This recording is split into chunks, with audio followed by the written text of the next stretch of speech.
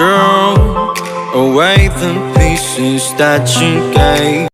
Wadiah merupakan simpanan deposit barang atau dana kepada pihak yang bukan pemiliknya.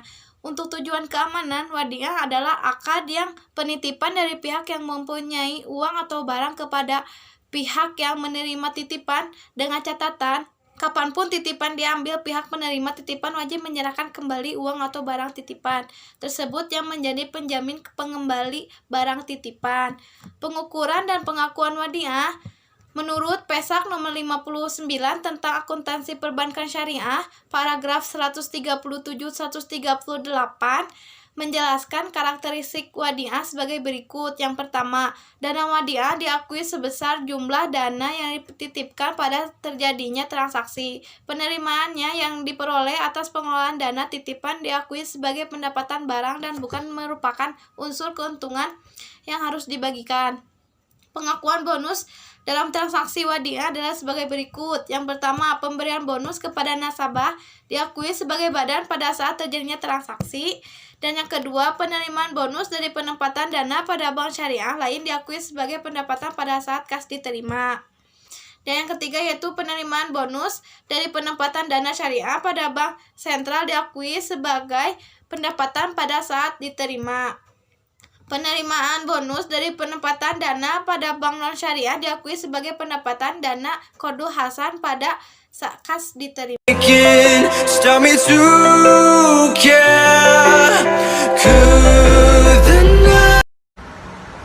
Selanjutnya ada tentang syaf. Syaf menurut bahasa adalah penambahan dan penukaran transaksi jual beli.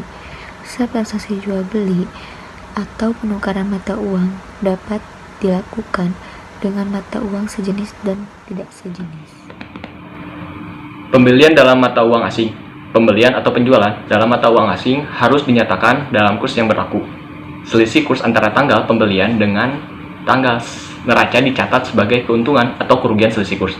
Contoh, pada 10 Desember 2006, PTP membeli 200 unit barang dagangan dengan harga $100. Pada saat pembelian, kurs tukar adalah 10.000 per $1, sedangkan pada kurs pada saat tutup buku 11.000 per $1. Dan kurs pelunasan pada 20 Januari tahun berikutnya 12.000 per $1. Maka jurnal untuk mencatat transaksi ini adalah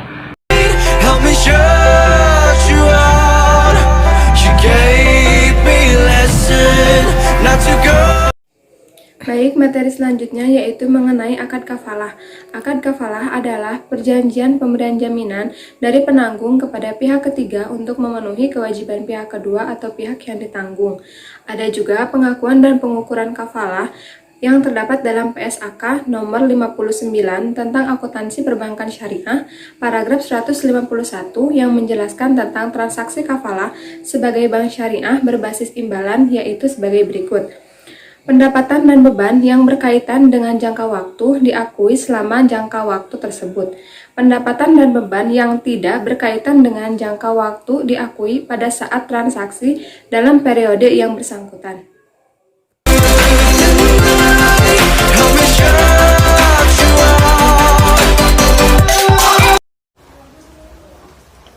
Baik, untuk materi selanjutnya yaitu wakalah.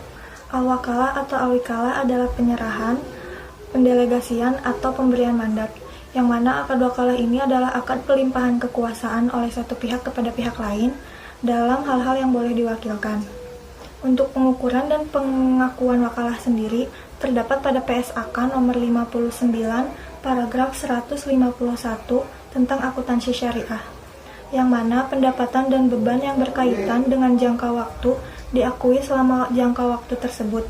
Sementara pendapatan dan beban yang tidak berkaitan dengan jangka waktu diakui pada saat terjadinya transaksi dalam periode yang bersangkutan. Untuk pengaplikasian wakalah ini akan saya ilustrasikan sebagai berikut. Misalnya, Rashid Hanum telah menjadi nasabah tabungan mudharabah di Bank Syariah A selama 5 tahun. Saldo pada tanggal 1 Agustus sebesar 10.252.000. Pada tanggal tersebut, Rashid Hanum bermaksud melakukan transfer melalui ATM bersama dari rekeningnya ke rekening adiknya di Bank Syariah B. sebesar 5 juta rupiah. Bank Syariah A menginformasikan bahwa transfer antar bank dikenakan biaya sebesar Rp5.000 yang dibebankan melalui autobase rekeningnya. Rashidah Hanum setuju dengan ketentuan tersebut dan melakukan transfer. Maka, jurnal yang dicatat oleh Bank Syariah A adalah sebagai berikut. But I already died.